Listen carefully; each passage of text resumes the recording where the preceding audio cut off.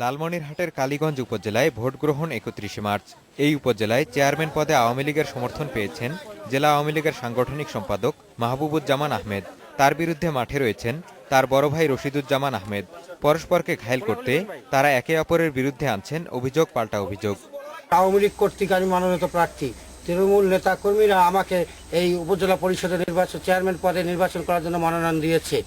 আমি ভোটারদের কাছে যাচ্ছি, তাদের কাছে স্বতঃস্ফূর্ত আমি সাড়া পাচ্ছি। আমি কিছু বাধার সম্মুখীন হচ্ছি। আমি অরিজিনালি আওয়ামী লীগ করি, জন্মের পর থেকে, জ্ঞান হওয়ার পর থেকে আমার ফ্যামিলি আওয়ামী লীগা। এছাড়াও মাঠে রয়েছেন উপজেলা আওয়ামী লীগের সহসভাপতি গোলাম মর্তুজা হানিফ। তবে স্বস্তিতে নেই বিএনপি সমর্থিত প্রার্থী জাহাঙ্গীর আলমও। তার চাচাতো ভাই জেলা বিএনপির সাংগঠনিক সম্পাদক রোকনউদ্দিন বাবুল দাঁড়িয়েছেন বিদ্রোহী প্রার্থী হিসেবে। আমার মনে হয় লালমিয়ার জেলার মধ্যে সবচেয়ে মডেল উপজেলা হিসাবে এই কালীগঞ্জকে যেন প্রতিষ্ঠিত করতে পারি। এই উপজেলায় চেয়ারম্যান পদে লড়ছেন ৬ জন।